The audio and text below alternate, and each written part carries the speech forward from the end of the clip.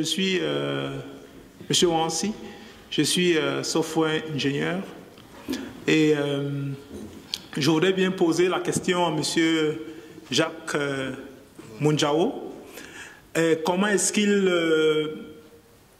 travaille avec surtout les jeunes du Cameroun? Quelle est leur attitude par rapport toujours à cet esprit qui sortent de loin et que ils viennent s'installer au Cameroun? Quelle est la nature de la collaboration avec les jeunes du Cameroun? Merci. Oui, merci pour la question concernant les jeunes. Je crois que je me permets de dire que c'est une question extrêmement importante parce que je travaille, je vous l'ai dit, avec les jeunes tous les jours.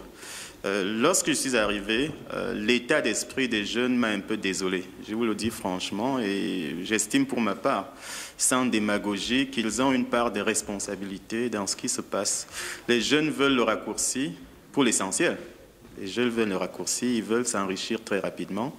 Je ne suis pas sociologue pour chercher à savoir quelles sont les origines d'un tel état d'esprit, mais ça c'est un fait. Et singulièrement en ce qui concerne Genesis Telecare, nous avons du mal à recruter. Peut-être en raison de mon background, parce que là où j'étais, il y avait toujours des postes vacants, parce que Microsoft, sa philosophie était de dire ou bien on trouve la personne qu'il faut, ou bien on ne recrute pas. Les autres vont se débrouiller à accumuler les tâches. Et donc, prendre du temps pour recruter, parce que je pense que les ressources humaines sont capitales dans la réussite d'un projet aussi difficile que le nôtre. Mais je dirais que je l'ai dit tout à l'heure, je suis heureux d'avoir trouvé des gens sur le terrain qui ne sont même jamais sortis du Cameroun. Hein. Je ne suis pas allé pour recruter forcément les gens qui viennent de l'étranger. Qu'est-ce que je changerais finalement?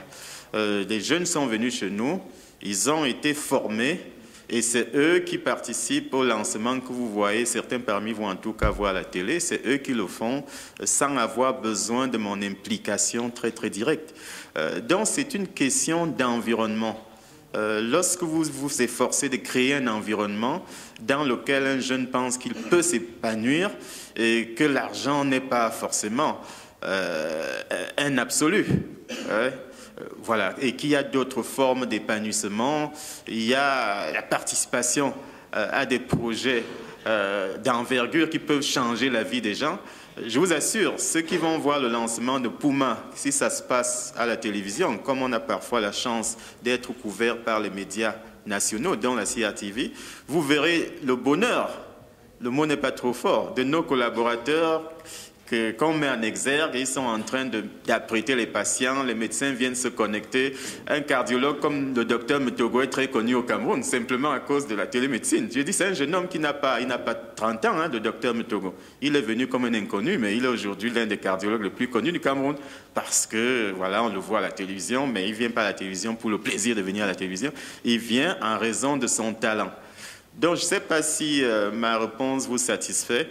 En clair, je pense qu'on peut changer cette mentalité si on veut soi-même donner ce que j'appelle l'exemplarité. Voilà.